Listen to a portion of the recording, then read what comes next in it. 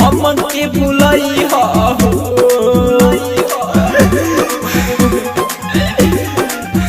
काली आई तोर बारात जाई पिया साथ जान हम के भुलई हो जाई से पहले ससुरावा जा हमके जहर पियई हो जाई से पहले ससुरावा करे जा जहर पियई हो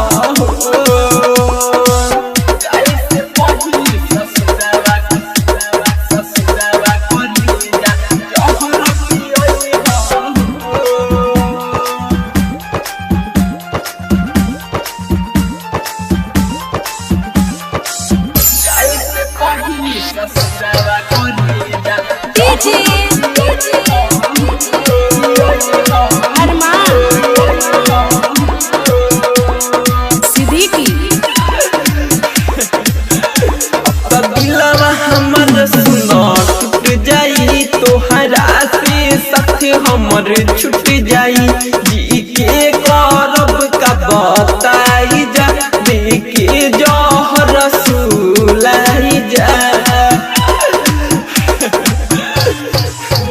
अब दिलवा हमर सुना टूट जाई तोहरा से साथ हमर छुट जाई जी के करब का बताई जा देखे जहर सुलाई जा तुहरा बिनी अब कैसे जियब अपना हाथ से खियई हो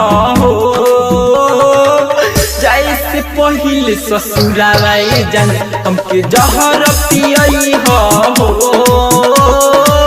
जाए से पहले ससुरावा करे जा जहर पियई हो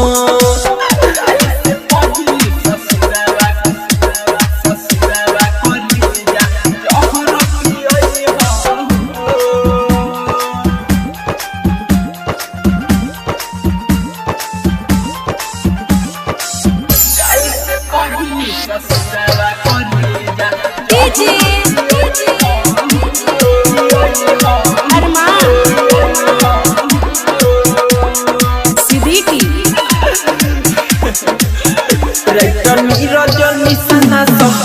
पाइना डोली रविरावना के घर जाइना प्रेमी इंदल दिबे के कहता रे हो कृष्णा दिलावा के बात समझ आइना रजनी सना सह पाइना डोली रविरावना के घर जाइना प्रेमी इंदल दिबे के कहता रे हो और दिलावा के बात समझ आइना चीता सजी आग न लगी अपना हाथ से जलई हो जाए से पहले ससुरावा जान हमके जहर पियई हो जाए से पहले ससुरावा करे जा जहर पियई हो